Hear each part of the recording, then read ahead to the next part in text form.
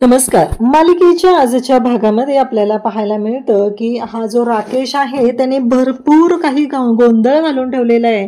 कारण अर्णवला अडकवण्यासाठी त्याने फुल proof plan केलेला आहे आणि त्या पद्धतीने त्याने सर्व गोष्टी करत आहे. कारण आता मीडियामध्ये ही बातमी गेलेली आहे आणि मीडियामध्ये सर्वांच्या समोर हे सत्य आलेलं आहे. सर्वांच्या समोर आता आलेलं आहे की अर्णव राजे शिर्के यांनी सुडाच्या भावनेने संजय देसाई यांच्या अंगावर गाडी घातलेली आहे आणि त्यांना संपवण्याचा प्रयत्न केलेला आहे. तेव्हा मात्र इकडे अर्णवला खूप मोठा धक्का बसलेला आहे. तेव्हा मामा म्हणतो की अर्णव तुला कळतंय का? अरे मीडियाने ही बातमी उचलून धरलेली आहे, तुझ्या लक्षात येतंय का काय झालेलं आहे? असं म्हणत मामा अर्णवला समजवत असतो. परंतु अर्णव म्हणत असतो की आय डोंट केअर, मला कोणाचीही गरज नाहीये, मला कोणत्याही गोष्टींशी देणं घेणं नाहीये. माझ्यासाठी एकच गोष्ट महत्वाची आहे, ती म्हणजे मिस ईश्वरीला काय वाटतं ते. आता अर्णवला पोलीस अरेस्ट करून घेऊन चाललेले आहेत. अर्णव ईश्वरीच्या समोर आहे आणि तो ईश्वरीला एकच प्रश्न विचारतो की मिस देसाई मला सांगा, मिस ईश्वरी मला सांगा की तुम्हाला पण असंच वाटतं का मी हे सगळं केलेलं आहे? ईश्वरी तसं काहीच बोलत नाही. तेव्हा अर्णव म्हणतो की आता मला कळलेलं आहे की तुमचा माझ्यावर विश्वास आहे, आता मी स्वतःला निर्दोष सिद्ध करणारच. अर्णवने आता चॅलेंज घेतलेलं आहे. अर्णव कशा पद्धतीने स्वतःला निर्दोष सिद्ध करणार हे आपल्याला पुढे पाहायला मिळणार आहे. अशाच अपडेटसाठी चॅनलशी कनेक्ट राहा. त्याचबरोबर चॅनलवर नवीन असाल तर चॅनलला सबस्क्राईब करा. आजच्या भागाच्या रिव्ह्यूला आपण सुरुवात करूया. इकडे हा जो राकेश असतो त्याची वेगवेगळी कारस्थानं सुरू झालेली आहेत. राकेश खूप नाटकी वागत आहे, खूप नौटंकी करत आहे. तो असं करत आहे की आता देवाच्या समोर जी समई आहे त्या समईवर हात धरून तो उभा आहे आणि म्हणतो कसा की जर मी काही चुकीचं वागलेलं असेल तर खरंच, आणि त्याचबरोबर बाबांच्या बाबतीत असं व्हायला नको होतं. बाबांच्या बाबतीत त्यांना जोपर्यंत बरं वाटत नाही तोपर्यंत मी याच्यावरून हात काढणार नाही, असं तो बोलत आहे. तेव्हा ईश्वरी म्हणते अहो असं काय करताय राकेशजी, असं नका करू, असं ईश्वरी त्याला समजवत असते. पण राकेश मात्र ऐकतच नसतो. राकेश म्हणतो की काकांच्या बाबतीत जे झालंय ना ते पूर्णपणे चुकीचं झालंय, ते थांबलं पाहिजे, या सगळ्या गोष्टी चुकीच्या घडलेल्या आहेत, हे सगळं बोलणं चाललेलं असतं. आणि तेव्हा मात्र इकडे ईश्वरी या सर्व गोष्टी हँडल करण्याचा एकटी प्रयत्न करत आहे आणि हा जो राकेश तो अजून कांगावा करतच आहे. त्याला या सगळ्या गोष्टी हव्याच असतात, हे सगळं तो करत आहे. तेव्हा मात्र ईश्वरी त्याला समजवण्याचा प्रयत्न करत असते. राकेश म्हणतो ज्याने कोणी हे सगळं केलेलं आहे ना खरंच तो खूप निर्लज्ज माणूस आहे, त्याने जराही विचार केलेला नाही, म्हणजे किती क्रूर हे काम केलेलं आहे, असं सगळं बोलणं चाललेलं असतं. आणि तेव्हा मात्र ईश्वरी राकेशकडे पाहत असते. ज्या गोष्टी घडत असतात त्या मात्र खूप भयानक अशा असतात. आणि त्यासोबतच इकडे आता राकेश त्याचबरोबर ईश्वरी पाहत आहेत. राकेश आता रडायचं नाटक करत आहे. काकांना जोपर्यंत बरं वाटणार नाही तोपर्यंत मी कसं स्वतःला माफ करू, स्वतःला कसं समजवू, असं सगळं त्याचं बोलणं चाललेलं असतं. इकडे बाप्पाच्या समोर तो खोटं बोलत आहे. त्याला म्हणजे माणसांची तर लाज वाटत नाहीये, चुकीचं वाटत नाहीये, खोटं वागत आहे. तो देवाशी सुद्धाच खोटं वागत आहे. अशा पद्धतीचा हा राकेश आहे. आणि तो म्हणतो की अरे चूक झाली का, तर ईश्वरी सांगते की बाबांनी आपल्या लग्नाची तारीख काढली होती. आणि इकडे राकेश म्हणत असतो की मीच चुकलेलो आहे, माझीच सगळी चूक झालेली आहे, मीच जबाबदार आहे या सगळ्या गोष्टीला, कारण या सगळ्या गोष्टी ज्या घडलेल्या आहेत ना मी गावी गेलो म्हणूनच झालेल्या आहेत, असं तो बोलत असतो. ईश्वरी तिथून निघून जाते. तेव्हा राकेश म्हणतो की या मिस इंदोरी जिलेबी बरोबर कसंही वागलं आणि काहीही झालं तरीही मला कळतच नाहीये की ही जे काही बोलतीये ना म्हणजे हिच्यावर माझा काही परिणाम होतोय का नाही. बरं जाऊ दे, चला आता जाऊया, पुन्हा बोलूया तिच्याशी, अशा पद्धतीने तो बोलायला सुरुवात करतो. इकडे आता मामीचा वेगळाच कांगावा सुरू असतो. कारण मामीच्या अकाउंटमधून पैसे कट झालेले असतात. मामीचा वेगळंच सुरू आहे की माझ्या अकाउंटमधून पैसे कट झालेत, ते पैसे कोणी काढले, कोणी केलं, हे सगळं कोण जबाबदार आहे, असं सगळं मामीचं बोलणं चाललेलं असतं. आणि मामी मात्र हे सगळं बोलत असते. तेव्हा मामी म्हणत असते की मला माहिती आहे हे सगळं काम अर्णवचंच आहे. आणि अर्णव, आत्ता पण मी तुम्हाला सांगते आई की अर्णव आहे ना तो त्या ईश्वरीलाच भेटायला हॉस्पिटलला गेलेला आहे. तेवढ्यातच तिचा पैशाचा कांगावा सुरू असतो. मामा तिथे येतो आणि म्हणतो काय चाललंय तुझं हे सगळं, म्हणजे मला कळेल का तू काय बोलतेस, असं म्हणत मामा तिला थांबवत असतो. परंतु मामी मात्र ऐकायला तयार नसते. तिचं एकच आहे की नाही, हे सगळं यांनीच केलेलं आहे आणि अर्णवनेच केलेलं आहे. आत्ता सुद्धा अर्णव कुठेच नाहीये. ऑफिसमध्येही फोन केलेला, तो ऑफिसमध्येही नाहीये, फॅक्टरीमध्ये पण नाहीये, तो कुठेच नाहीये. याचा अर्थ तो तिकडेच गेलेला आहे. इकडे मामा हॉस्पिटलमध्ये जाऊन पैसे भरलेले असतात आणि घरी आलेले असतात. तेव्हा मात्र मामा आल्या आल्या ती म्हणत असते की हो, यांनीही माझ्या अकाउंटमधून पैसे काढलेले आहेत आणि मला माहिती आहे की नक्कीच ते ईश्वरीलाच द्यायला गेलेले असणार आहेत. अशा पद्धतीने हे सगळं बोलणं चाललेलं असतं. आणि तेव्हा मात्र इकडे या सगळ्या गोष्टी ज्या पद्धतीने घडत असतात ते मात्र खूप भयानक असं असतं. कारण ज्या गोष्टी समोर येत असतात त्या वेगळ्याच असतात.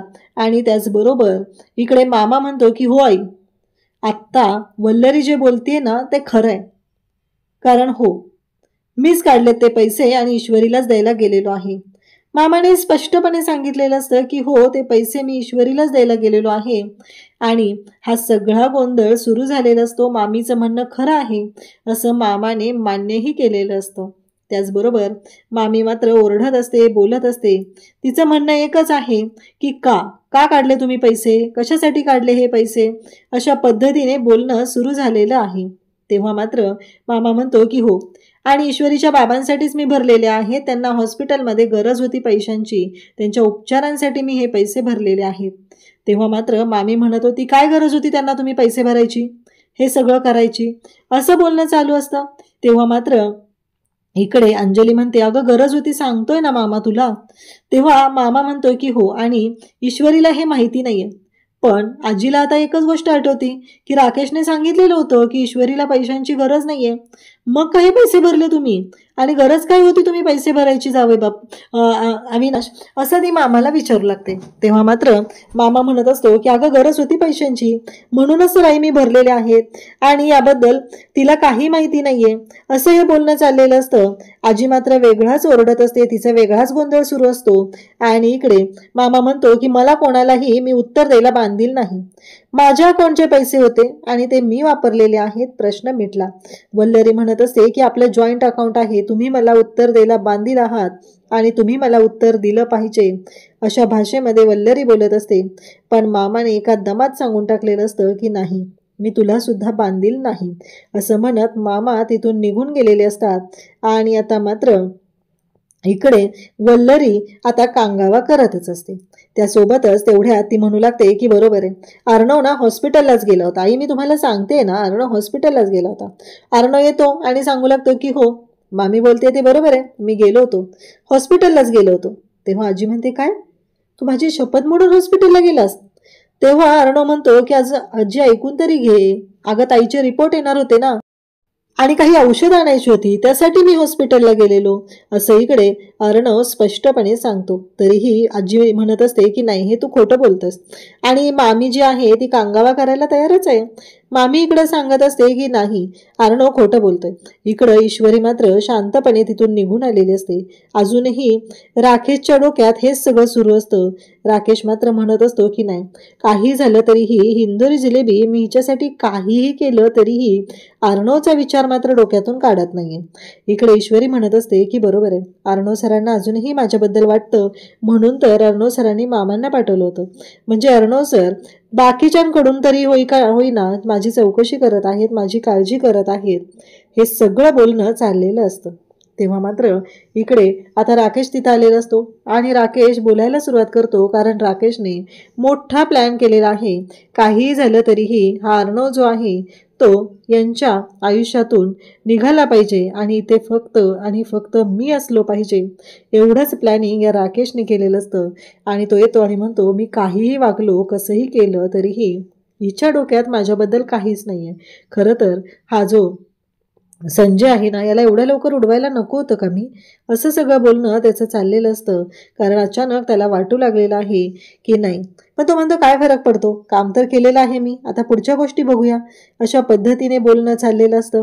आणि तेव्हा मात्र तो ईश्वरीकडे येतो आणि ईश्वरीला बोलायला सुरुवात करतो. ईश्वरीला म्हणत असतो की अहो तो अर्णव तुम्हाला तुमचा मित्र समजतो ना, अर्णव राजेश शिर्के, तो स्वतःला तुमचा मित्र म्हणवतोय ना, मग तो का आलेला नाहीये, त्याने यायला पाहिजे होतं ना भेटायला, मग हे सगळं बरोबर आहे का? असं राकेश आता बोलायला सुरुवात करतो. ईश्वरीच्या डोक्यात वेगळं चालू असतं. ईश्वरी म्हणत असते की अर्णव सर माझी चौकशी करतात. ही गोष्ट ही तेवढीच मोठी आहे. मग तरीही पण आता राकेशने येऊन तिच्या मनात हे सगळं भरवल्यानंतर मात्र ईश्वरीच्या डोक्यात आता वेगळ्याच गोष्टी सुरू झालेल्या असतात. आणि ईश्वरी म्हणत असते काय, तो म्हणतो की बघा ना, यायला पाहिजे होतं ना त्याने, तुमचा मित्र आहे ना, आज तुम्हाला गरज आहे खऱ्या अर्थाने, पण तो आलेला नाही. आता मनातल्या मनात राकेश बोलू लागतो. बरोबर आहे, कारण आता हिच्या मनातून त्या अर्णव राजशिर्केला उतरवलंच पाहिजे. कारण आता अजून ती न्यूज आलेली नाहीये. ती न्यूज मी दिलेली आहे ना, मग ती का आलेली नाहीये हा प्रश्न पडलेला असतो. आणि तेव्हा मात्र राकेश या सगळ्या गोष्टी बोलत असतो. ईश्वरी म्हणत असते की का आले नाहीयेत अर्णव सर, असतील कामात, ते बाहेरून चौकशी करतायत, असं ईश्वरीचं म्हणणं असतं. पण राकेशला मात्र तिच्या मनात विष पेरायचं आहे आणि ते काम त्याने अगदी छान पद्धतीने करत आहे. कारण त्याला काही झालं तरीही आता अर्णवला उद्ध्वस्त करायचं आहे. आणि अर्णवला उद्ध्वस्त करण्यासाठी किती लोकांचे बळी घ्यावे लागतील तेवढ्या लोकांच्या मुडदे पाडायची तयारी या राकेशने केलेली आहे. तोपर्यंत टीव्हीवरती न्यूज सुरू होते आणि ब्रेकिंग न्यूज, अर्णव राजशिर्के यांनी केला मोठा गुन्हा. संजय देसाई यांनी त्यांच्या कानाखाली वाजवलेली होती त्या सुडाच्या भावनेने संजय देसाई यांचा अपघात केलेला आहे. गाडीने त्यांना ठोकलेला आहे आणि संजय देसाई आता ICU मध्ये आहेत, ते मरणाच्या दारात आहेत. आणि हे सगळं केलेलं आहे ते अर्णव राजशिर्के यांनी. जेव्हा ईश्वरी टीव्हीवरती ती न्यूज पाहते तेव्हा तिला खूप मोठा धक्का बसतो. ईश्वरी म्हणत असते की शक्यच नाहीये, अर्णव सरांनी असं काही करणं शक्यच नाही, अर्णव सर असं वागू शकत नाही. एवढंच ईश्वरीच्या डोक्यात सुरू झालेलं असतं. ईश्वरी म्हणत असते की नाही, काहीतरी कुठेतरी गफलत आहे, असं होऊ शकत नाही, असं डोक्यात ईश्वरीच्या सुरू आहे. परंतु टीव्हीवर जे दाखवत आहेत वारंवार त्या न्यूज फोकस केल्या जात असतात. Breaking news, breaking news. Arnav Rajshirke यांनी सुडाच्या भावनेने संजय देसाई यांना गाडीने उडवलेलं आहे. त्यांच्या जीवाशी ते खेळलेले आहेत. का तर कॅफेमध्ये संजय देसाई यांनी अर्णव राजशिर्केंच्या कानाखाली वाजवलेली होती. आणि बरोबर आता राकेशने काम केलेलं असतं ते फुटेज, तो व्हिडिओ जो आहे तो मीडियाला दिलेला असतो. आणि मीडियामध्ये या सगळ्या गोष्टींची तिथे त्यांनी तयारी केलेली असते. का तर अर्णवला बर्बाद करायचं आहे. खरं तर राकेश किती घाणेरड्या वृत्तीचा आहे हे आपल्या सर्वांना माहिती आहे. तरीही तो अशा पद्धतीने वागत आहे. स्वतःसाठी तो किती जणांचे बळी घेणार, किती जणांशी चुकीचं वागणार आहे. कारण मागे त्याने त्याच्या पहिल्या बायकोचाही अशाच पद्धतीने खून केलेला होता. आणि ती गोष्ट तर लपून गेलेली आहे, अजून ती बाहेर आलेलीच नाही. आणि तोपर्यंत आता हे सगळं दुसरं कृत्य केलेलं आहे. आणि याचं खापर मात्र त्याने अर्णववरती फोडलेलं आहे. का तर अर्णवला त्यांना आयुष्यातून उठवायचं आहे. का तर अर्णवला कळलेलं आहे की आता हा म्हणजेच ईश्वरीचा होणारा नवरा आहे. आणि ईश्वरीची काहीच चूक नाही आहे याच्यामध्ये. कारण ईश्वरीला माहीतच नाहीये की तो अंजलीचा नवरा आहे. राकेशचं हे दुसरं लग्न आहे, पण खऱ्या अर्थाने राकेशचं तर हे तिसरं लग्न आहे.